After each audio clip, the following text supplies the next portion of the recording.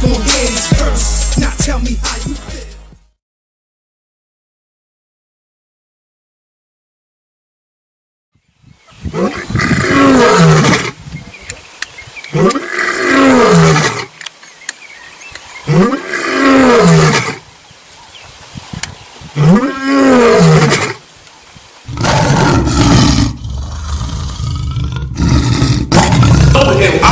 To show you they have no idea what Kim is talking about. We want brothers from Kemet to prove a lot of the statements that they've been making. We said Kim is on trial.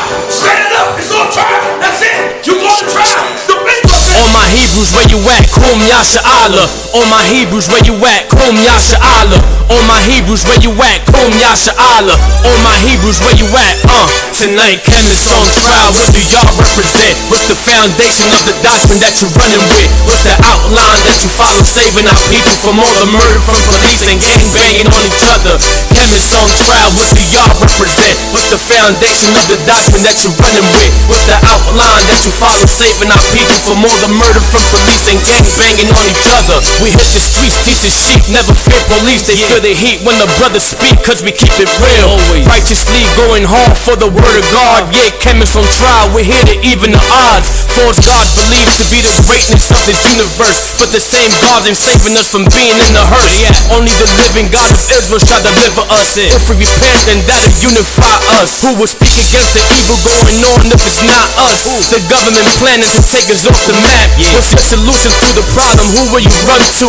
Even if you got guns, the army got more than you. More troops, more land, more weapons of mass destruction. What will you do when Babylon burn is the question.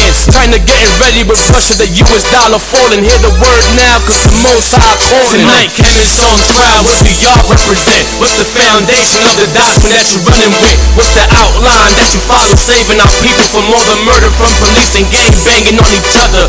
Kemet's on trial. What do y'all represent? What's the foundation of the doctrine that you're running with? What's the outline that you follow? Saving our people from all the murder from police and gang banging on each other. Cops killing us, I don't see nobody doing nothing. Just a lot of talk about doctrines that don't profit nothing. It's like a cycle, you end up here spending your money, but will you go home, sit down and study? The Bible proves us cause the prophecies are there. The curses we live in can also be found written. The history, gotta read it if you want the truth, cause many accuse the Bible without actual proof. Is the proof. If you ask me what's the Bible done for us, I answer we don't commit adultery, we all sell drugs. We don't hate on each other, we don't put each other down. We know who the enemy is and we hold each other down. We rep the highest source, the creator of this whole planet. The one who gave you breath, better recognize him. Now let's get back to this topic. Yeah, Kemet's on trial, y'all know what we represent tonight. Kemet's on trial, what do y'all represent? What's the foundation of the doctrine that you're running with? What's the outline that you follow? Saving our people from all the murder from police and gang banging on each other. Kemet's on trial, what do y'all represent? What's the foundation of the doctrine that you're running with? What's the outline that you follow? Saving our people from all the murder from police and gang banging on each other. Man, we all about being hype, man. That's right. The Bible says cry loud and spare not nobody's feelings. We don't spare nobody's emotions. Okay, and we always come hardcore. I'm always ready, Simon. All right, let's take it to the screen right quick. Let me see. Go ahead, man. All right, what we're going to do is take it to the screen. We want to show some powerful information here. See what the brothers got. We want to deal with we want to deal with the king. Brother, you're going to deal with King James. Of course, stop playing. All right, there we go. Stop, man. That's what I'm about to deal with. All right. Okay, let's get it in. Now I want to make it clear that I have 100 slides on this King James thing. You know, about a week ago, I don't know how many of you brothers actually saw the video with my brother Shakka Ahmose when he was sitting here and he was bragging about what a great job he did breaking down King James being homosexual. He bragged about what a great job he did. If any of you brothers was watching that live stream, I called in and I asked Shakka Ahmose certain questions about his presentation. Now I'm about to go into a PowerPoint presentation where I'm going to present information that my brother Shakka didn't present. And this is not a personal attack against the brother, but I'm against biased scholarship. And what I find in the black community amongst black scholars is there's a lot of biased scholarship. Scholarship that's presented that is one-sided, that when you actually do real studies, you find out there's a whole other side to the argument that these men are not making. It's easy to pull up all the information saying King James was a homosexual. But what about the information that says he was not? What about that? Now, what I'm going to do is I'm going to present to you, brothers and sisters, about 17 slides out of 100 that I have. We're going to be doing a PowerPoint presentation in the future where I'm going to present all 100 slides, proving beyond a shadow of a doubt that King James is not a homosexual. Beyond a shadow of a doubt. I'm going to be presenting information that's never been presented to you before. I'm also going to present information to you to prove that King James is a black man, because Shakka touched on that. But he said that King James was a dark-skinned white man. That is pseudo information. But I ain't dealing with that right now. I'm dealing with the homosexual vibe. Whenever you're ready, man, put the first slide up on the screen. All right, this is from a book called The Basilicon Doron. And I find it funny that my brother Shakka did not present this. And when I called in, I asked Shakka, why did you not present the Basilicon Doron? For you brothers and sisters that don't know what the Basilicon Doron is, the Basilicon Doron is instructions that King James left behind for his heirs, those that would rule after him, about what they should do when they rule. This is called a primary source, not a secondary source, not a third tier source, but a primary source. Okay? This is from the Basilicon Doron, page 46. It says, they quarreled against me, talking about his enemies, not for anything or vice in me. Okay, hold on a second, because I can't really see. You can't see? Yeah, I can't see. Get on the opposite side. Hey, give him that pointer too. Give him the pointer. Okay, let me stand on this side. Yeah, give me that. Let me show him something. Okay, I got it right here. I'm standing on this side. Yeah, check it out. Better. Push the middle, and you can see where the people, right, where it's at. Okay, this is the Basilicon Doron, page 46. This is what Shakka did not show you. Now, if you are a scholar and you're presenting unbiased scholarship, now when I called in, brothers and sisters that was watching the show, I called in, and Shakka made a statement before I called in, and then when I called in, he would not validate what it is he said. I asked Shakka. Shakka said he presented all, A-L-L, all the information on King James. When I called in, I asked Shakka, did you present all the information? You know what he told me? He presented all the information that he has. That's nice. Well, now I want you brothers and sisters to take a notepad and a pen out, and I want you to pay attention, because this is information he did not present, and this is stuff he does not have. This is from the Basilicon Doron, King James's instructions to his sons on how to rule. Page 46. It says, they quarreled against me, not for any evil or vice in me, but because I was king. That's why people spoke against him, because he was king. But because I was king, which they thought the highest of evil, and because they were ashamed to profess this quarrel, they were busy to look narrowly in all my actions. So anything the king did, somebody always has something to say. And I warrant you a mote in my eye, yes, a false report was matter enough to work upon. Meaning when people made false reports, everybody ran along with that false information. Next slide. You got it. You got it in your hand. Here, take it in my life. You take care of that. Next slide. Page. Go to the next one. Page 23 of the same book, Basilicon Doron. This is a primary source. Instructions to be merciful with some exceptions. So King James instructed his son that ruled after him to be merciful, but there were certain exceptions where he told his sons not to be merciful on certain things. Let's read what it says. But as this severe justice of yours upon all offenses would be but for a time, as I have already said, so is there certain horrible crimes that you are bound in conscience never to forgive, such as witchcraft, willful murder, incest, especially the degrees of consanguinity, and sodomy.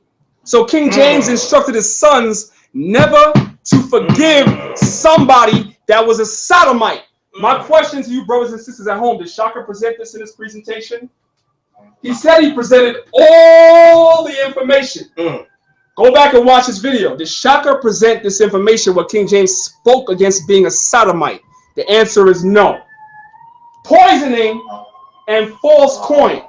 So he instructed his son never to forgive somebody that was a sodomite. What is a sodomite? Somebody that's a faggot.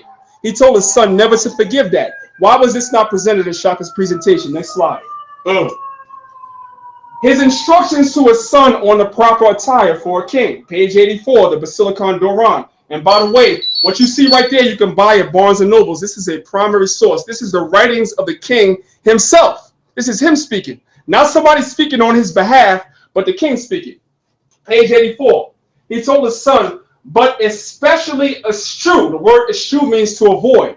He told his son, but especially to eschew, meaning avoid, to be effeminate. Wait a minute. Why didn't Shaka present this? He told his son to avoid being effeminate in his clothes, meaning don't dress like a faggot. First, he told his son, don't forgive somebody that is a faggot. Now he's telling his son, you ain't even supposed to dress like a faggot. In your clothes. Don't be effeminate in your clothes. Or your perfuming, meaning don't smell like a faggot. Woo! This is somebody that was supposed to be a homosexual, but he's writing this to his son, really? Why was this not presented? Talk about it. Preening or such like. Next slide. Now his instructions on the proper language that a king should use. Page 86. In your language, be plain, honest, natural, comely, clean, and short. Eschew both the extremities as well as not using rustical, corrupt lead as book language, and pen, and inkhorn terms, and least of all mignard and effeminate terms. Let's review. He told his son not to forgive somebody that was a practicing sodomite or homosexual. Then he went along and told his son not to eschew a man that dressed like a goddamn faggot. Now he's telling his son you shouldn't even talk like a faggot. So you have 3 points. You shouldn't act like a faggot. You shouldn't dress like a faggot. And you shouldn't talk like a faggot or smell like a faggot. My question is, why didn't Shaka present this? Talk about it. I thought y'all said Shaka presented all the information. That's what he said. That's why when I called in, he was a little stuck on stupid. That's my brother, but he was stuck on stupid. Next slide. Now, names that you will never hear mentioned by people that speak about King James being homosexual. Let's go. You have a man by the name of Peter Heinlein. Who is Peter Heinlein? Peter Heinlein was a contemporary of King James. He lived during the time of King James. This dude said that the king wasn't a faggot. How come Shaka didn't present that? Sir William Sanderson, another contemporary of the king, who said the king was not a homosexual. Why didn't Shaka present that? You have Bishop Godfrey Goodman, another contemporary who lived during the time of King James, that said the accusations were false. Why did Shaka present that? Then you have Sir Anthony A. Wood. Listen, brothers and sisters, I'm giving y'all sources. Talk about it. Please go and check this out. You have Sir Anthony A. Wood, who also was a contemporary of King James, that said the man wasn't homosexual. You will never hear somebody that teaches that King James is homosexual mention any of these names. And finally, you have King James himself, who we just read in the Basilicon Doron, who spoke against homosexuality. And notice, like the title says, names never mentioned. Notice our brother, Shaka Ahmose, never mentioned King James in the Basilicon Doron. Let me ask you a quick brothers question. And sisters, why is that? Let me ask you a quick question. How do you explain the secret passage in his room? We get into that. Oh, you're going to go up into it? Well, it's not actually on this PowerPoint, because like I said, this is a preview to my PowerPoint presentation. I already explained this to Shaka, because Anthony Weldon was one, because George Villas was one of his bodyguards. That was one of the closest people to him, and there were 8 attempts on his life in his time. There were 8 attempts on the king's life. So that passage was a way for the king to escape in case somebody came to try to kill him. Talk about it. That's a fact. And I told Shaka that, and guess what? If you go back, you watch the video before I was finished speaking, Shaka said it because he knew where I was going, because he knew I was right. Okay, let's continue.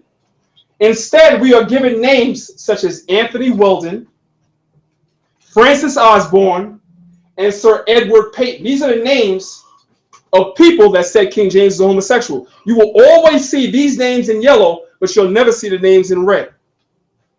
Why is that? Okay? And others who have malice towards the king.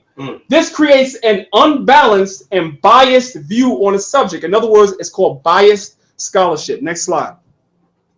Now, this is one of the books that Shakka used. Guess what, brothers and sisters? If Shakka's an honest man, he's going to tell you. At the debate, I had this book with me. This was a book that Shakka presented in his presentation. He told us that this is a source that he used to prove that King James is a homosexual. I'm going to bet money he never even read the book. Guess what, brothers and sisters? Brother Danyaahla has the book. And I brought it to the debate and I showed it to him. I said, Shakka, you know I got this book, right? Here's what the book says. James I, the Foolish King by Otto J. Scott. Okay, concerning Esme Stewart. Remember that? Shakka said that Esme Stewart was King James's first lover. That was his first cousin. Yes. He said Esme Stewart was King James's first lover. Let's see what this says, right? There are many reasons that James was close to Esme Stewart. Question, before I continue. How many reasons did Shakka present in his presentation? One. He presented you one reason. He said that King James and him had sex. That was it. But the author in the book that Shakka used, I didn't use this book. I didn't present the source. Shakka presented the source. It says there are many reasons. Question, why didn't Shakka present us many reasons? He presented us one reason. There are many reasons James was close to Esme. There are many reasons that James was close to Esme Stewart. Question, before I continue.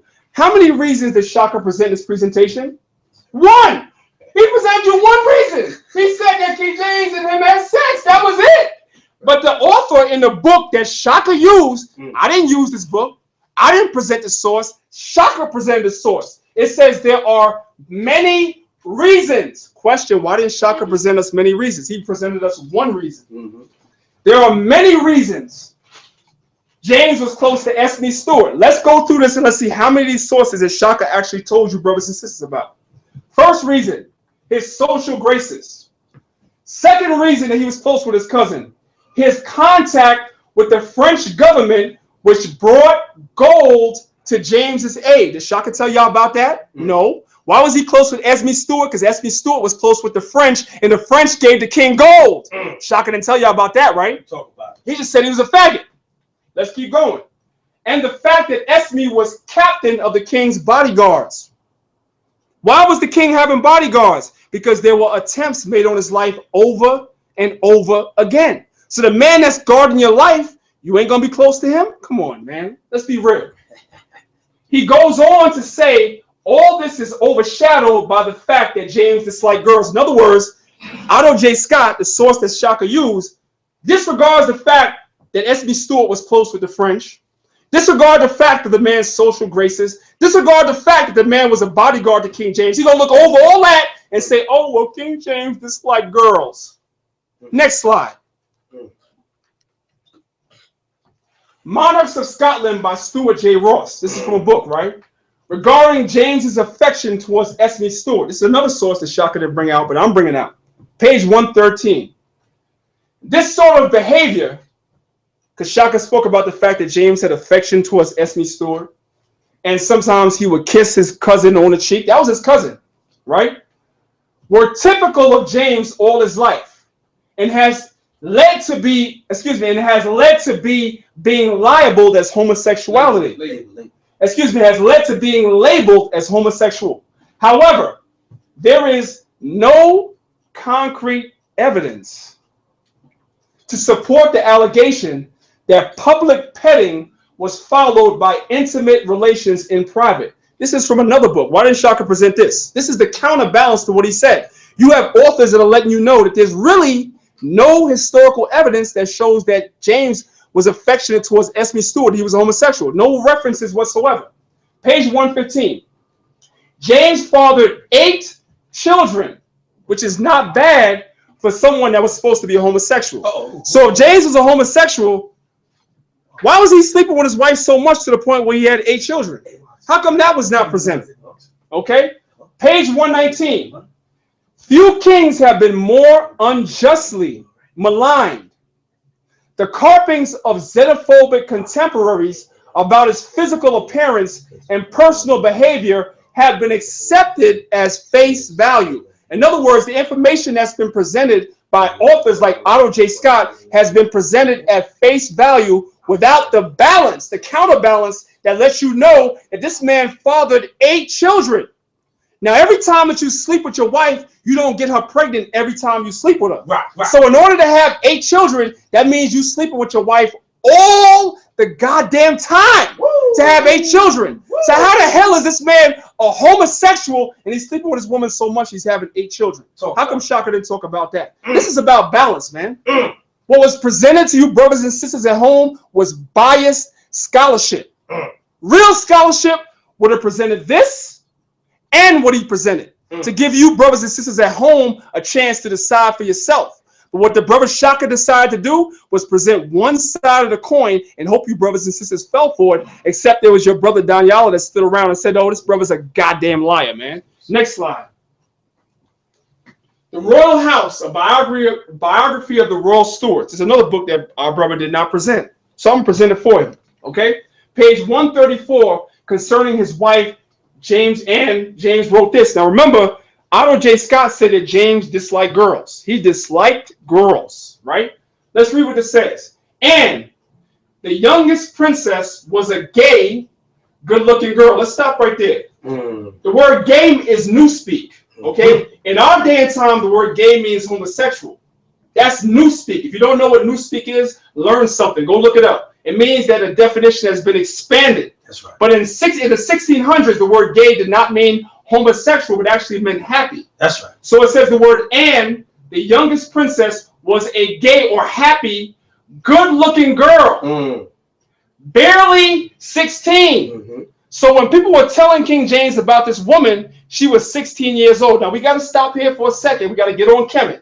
I got to get on Kemet. So we got to stop here for a second. So I got to turn the camera around, man. Turn the camera around so the brothers and sisters can see me, right? I know y'all see that word 16 up there, right? Now, King James was a Hebrew Israelite, a black Hebrew Israelite. You see the word 16 up there. So you say, oh my God, King James committed pedophilia. He fell in love with his wife when she was 16. Question, how old were the women in Egypt when they were getting married?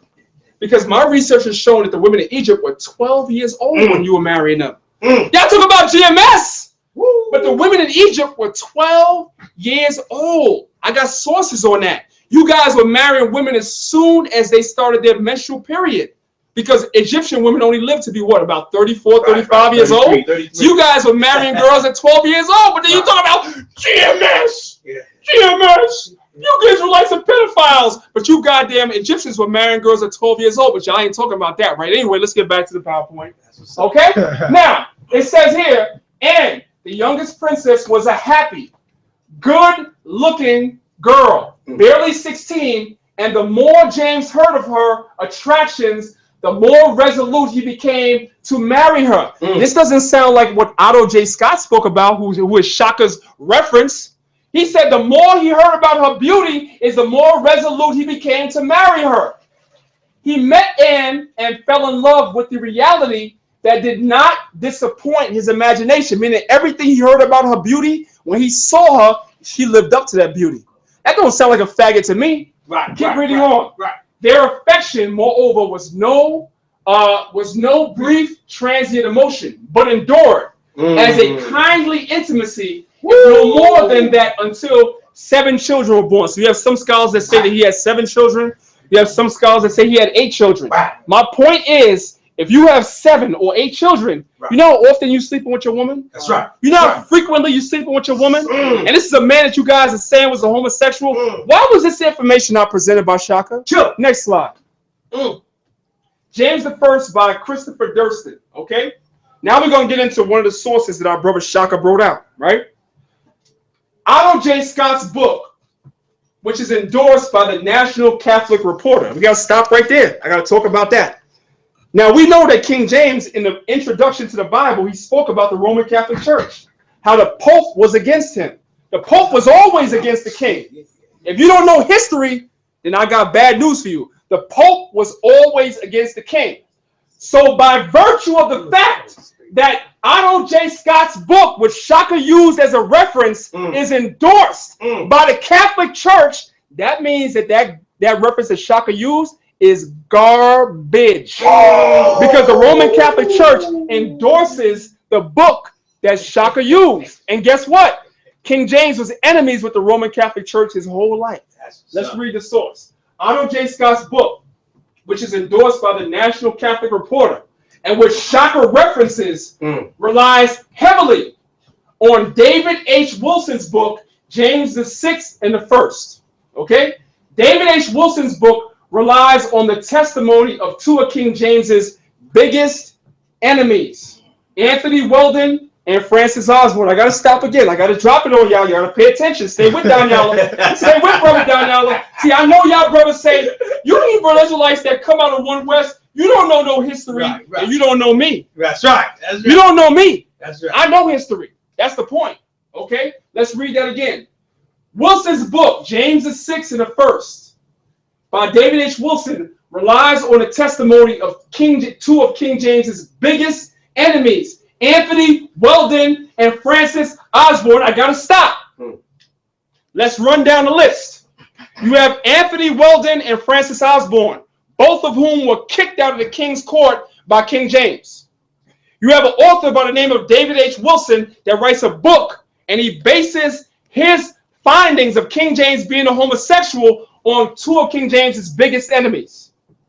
From that book, you get Otto J. Scott's book, who relies on a man who relied on King James's enemies. And from that, you get Shakka's presentation. And you brothers and sisters are at home running along with that like that was true. That was garbage, man. Let's go to page 3 of this book by Christopher Durston. The king's reputation reached a nadir in 1956 with the publication of D.H. Wilson's King James the Sixth and the First. Now check this out, right? Speaking about the author, he thoroughly disliked and disapproved of King James. In other words, the author that wrote this book, he didn't like King James to begin with. So when he went and did his research, he went to guys that didn't like King James. And all these books that you're reading about, that you're quoting, are based on people that didn't like the king to begin with. And you talking about you use all the sources and your history is factual? Get the hell out of here, man. Let's keep going. It says only during the last 25 years that historians have belatedly begun to emancipate themselves, meaning free themselves. Historians have begun to free themselves from Weldon and present a more balanced picture of James. What does it mean by a more balanced picture? Meaning that they stopped listening to authors that are basing their books on Anthony Weldon because they realized that Anthony Weldon got his behind kicked out of the king's court. That's why he wrote that King James was a homosexual. And you being a scholar in 2015 are bringing out information that comes from a damn Anthony Weldon talking about you used all that scholarship. Get the hell out of here, man. Next slide. Sir Anthony Weldon is the main source, not the rap crew, but the main source of the homosexual allegations against King James. I don't care where you get it from. I don't care if you wrote a book called Homosexuals in History. All that stuff is garbage. It all goes back to Anthony Weldon or Francis Osborne or Edward Payton. Sir Anthony Weldon is the main source of the homosexual allegations against King James. But what do contemporaries, meaning people that lived during the time, have to say about Anthony Weldon? That you want to read a book by Otto Scott. You want to read a book that relies on Otto Scott. What do historians say about that clown? Sir Anthony Weldon, a well-known racist of his time, who hated Scots, which King James was a Scot, and King James, right? It says Anthony Weldon wrote a book full of racist insults towards Scotland. The name of the book is called The Court and Character of King James, which was written after King James and his son were assassinated. Next slide. 1650, a curious date. It says the book, The Court and Character of King James, which was written by Anthony Weldon, a well-known racist and the enemy to King James. The book, The Court and the Character of King James, was published in the year 1650. That's a very important date, brothers and sisters. 1650 was 1 year after King James's son, Charles I, was tried and executed in 1649. Let me explain. In other words, what this is saying is that Anthony Weldon was a goddamn faggot. What does that mean? Meaning that he waited for King James to be dead. And he waited for King James's son, Charles I, to be dead. And once these guys were dead and there was no more threat of him being put to death for libel or lying, then he said in 1650, sorry about that. Mm-hmm. Good. I waste you. You got it? No, I can't see over there. Come over here so you can see. No, good. It's on. It's on. I can see it better here. Right. So I'm going to read this again. This whole list part. That Right. way you know you ain't In the year 1650, a curious date, the book, The Court and Character of King James, was published in the year 1650, 1 year after King James's son, Charles I, was tried and executed. That was some faggot shit. In other words, Anthony Weldon, the homosexual faggot, scaredy cat, lying idiot that he was, waited until King James was already dead. He waited until King James's son was already dead. And at that point, he wrote a book called The Court and Character of King James and said, oh, by the way, he was a homosexual. But wait until he was dead. Animosity against the monarchy was at a fever pitch. There was great disillusionment with the monarchical form of government to the point of murdering the lawful king. Next slide. I'm gonna tell you something, brother Danyaahla. You know what would go good with that slide right there, what you talked about? Mm-hmm. They waited till he was dead. What would go good with this is you should have put Malcolm there, Malcolm X, because they waited till Malcolm died to say he was a homosexual. That's right. So check this out. Yes, sir. 100 years later on, people gonna be talking about Malcolm X was gay. Right. You see what I'm saying? Right. So That's a beautiful point, Senator. I'm gonna take it a step further. Not only are they saying Malcolm X is gay, you have certain people that are teaching that Malcolm X was a goddamn CIA agent. He's working with the government and all that. Right. But they wasn't saying that when Malcolm was alive. They said the same thing about Khalid Muhammad. All of a sudden, he was an agent. He was this. He was that. But they wasn't saying that when the man was alive. This is what happens. Next slide. Let's keep going. All right.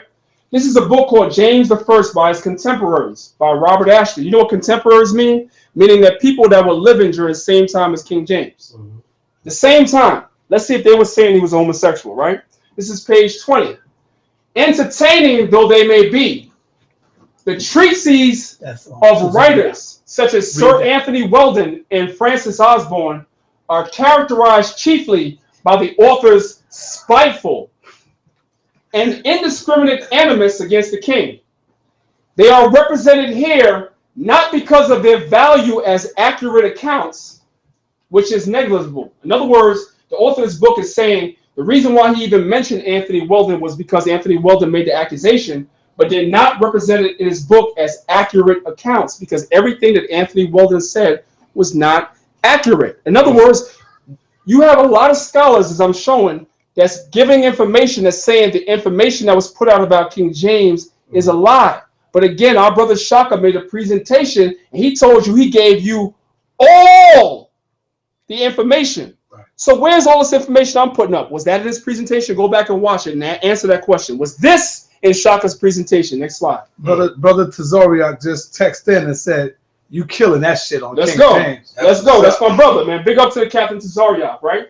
We have another book right here called Britain's Solomon, James I and his Six and his Three Kingdoms by Maurice Lee Jr., page 309 to page 910.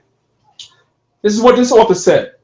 Historians can and should ignore the venomous caricature of the king's person and behavior drawn by Anthony Weldon. Let's stop and let's do a recap again. You had an author by the name of David H. Wilson. From David H. Wilson, we get the author Otto J. Scott, which our brother Shaka quoted. But David H. Wilson's work was based on the work of Anthony Weldon, meaning it was biased. So when Shaka did his presentation, he should have did a little more research. If he did a little more research, he'd have been like, you know what? I'm going to leave this book out. Because this author's book is based on another author who went to biased scholars to get his scholarship.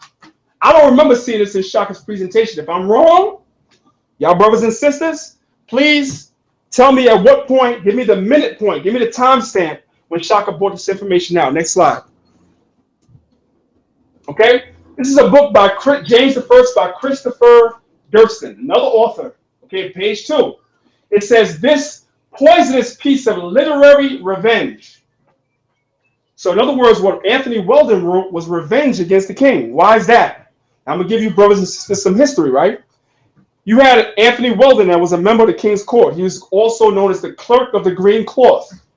All right? Anthony Weldon was kicked out of the king's court by King James for writing that book, The Court and Character of King James. He was kicked out of court. So when he was kicked out of court, that's when he decided, after King James was dead, after King James's son was dead, that's when he decided to write the book, The Court and Character of King James. It was revenge against the king because he was mad about the way that he was kicked out of court. So this is what this author says. Tell me if you saw this in Shakka's presentation. It says page 2.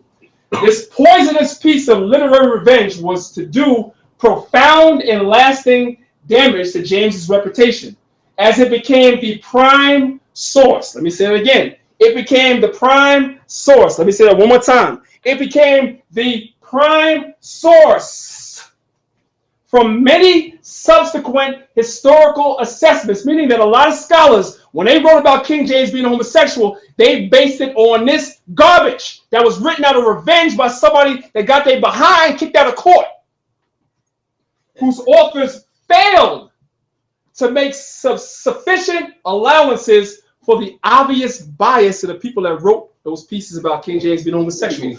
Obvious bias. Damn it! I don't remember seeing that in Shakka's presentation. Next slide, man. Killing them, Ock, you killing them. I don't know about that yet, man. This is only 20 slides. I got 100. Listen, I got 100 slides. It's only 20. This is only 20. This is only 20.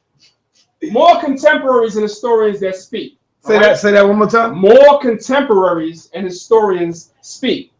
Peter Heinlein, I mentioned this guy before. This is somebody that lived during the time of King James.